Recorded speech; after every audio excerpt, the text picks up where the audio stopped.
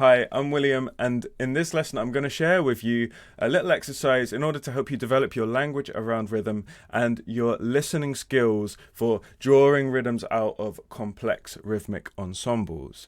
I worked on this exercise with a student yesterday, and he found it both fun and really helpful, and it was amazing to see how much his language and ability to pick rhythms out of quite a complex arrangement developed in just 30 minutes. As a little side note, this is actually my first video doing it in this format where I've got myself on the camera and I've got the visualizer here and working on the screen. So sorry if I'm stumbling over my words a little bit. I'm still getting used to this. And additionally, I couldn't figure out how to get the computer audio into the video, so we're just going to have to deal with the microphone picking up the monitors, but I don't think that's going to be too much of a problem.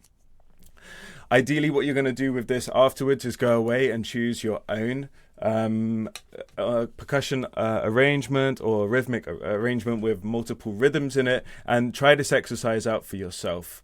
I'm going to start off slow and then probably rushed through and probably do a fast forward as I work through the thing, and then I'll show you the process at the end.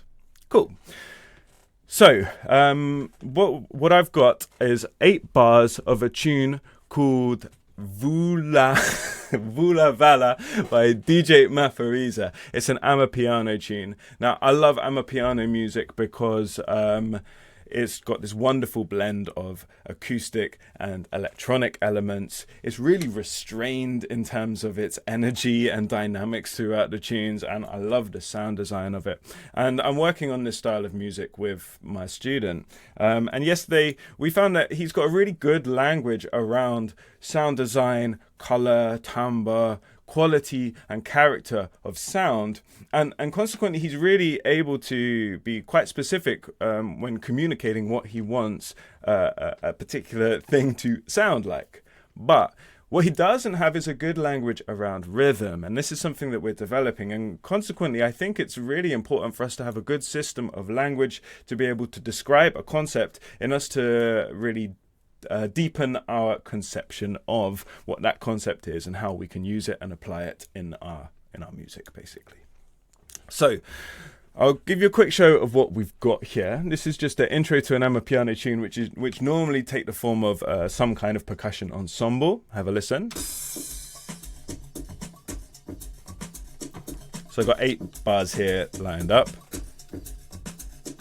And what we're going to try and do is have a listen to each of the individual elements in this tune and try and plot out what they're actually doing.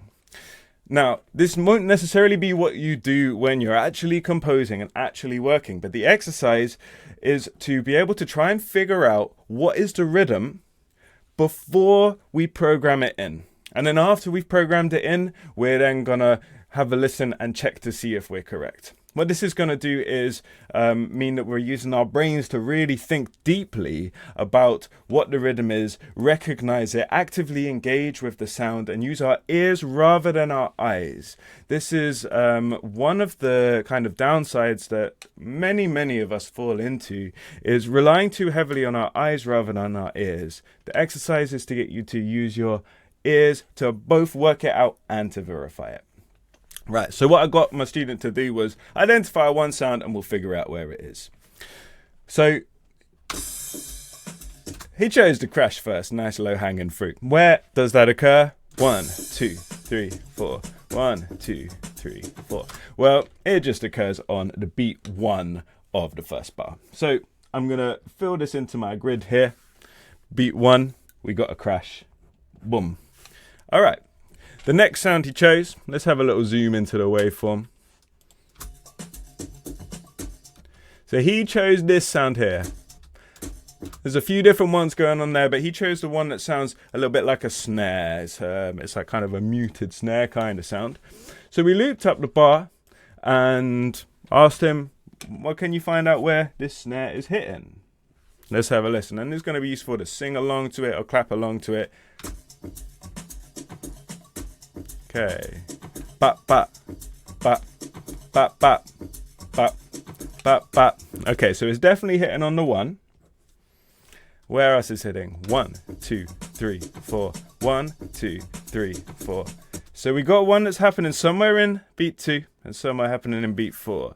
Can you feel that? 1, 2, 1, 2. You see that? It's just like, That's how I identify when something's an It gives me that 1, 2.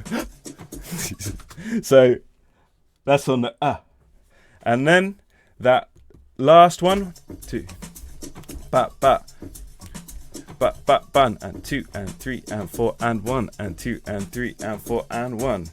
So we've got that syncopated one, and that snare's hitting on the and of 4. We got that syncopated kind of feel, but it's not as that's the way I conceive of it. And I'd really encourage you to embody these rhythms.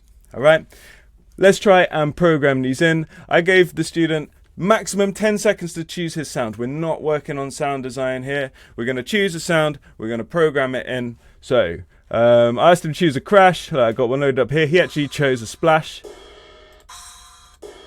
Oh, I like that one there. Okay, so I'm going to put that crash kind of sound in there. Next, we went for a snare.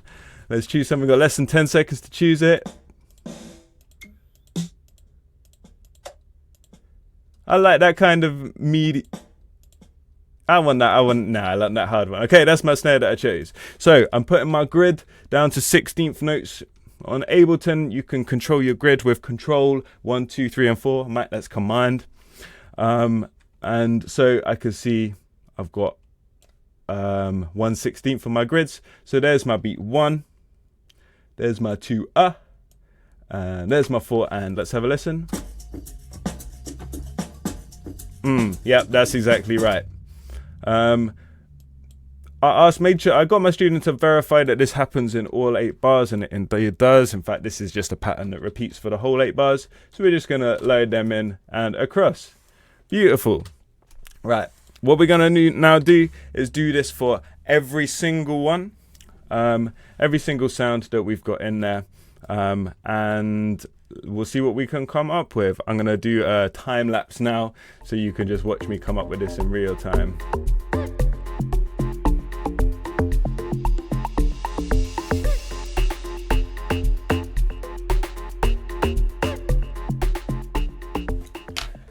All right, so that's me done all with arranging the rhythms. I haven't actually listened to it all together. I've just verified that each individual one is correct. And so what I'm now going to do is just a real quick bit of mixing. I'm just going to chuck them in a group, a tiny bit of reverb, adjust the levels to make sure that they sound good, maybe a little bit of panning. Wait, that doesn't even matter because you're listening to it in mono from the speaker. It doesn't matter. I'm just gonna roughly do it. All right, bear with me 1 second.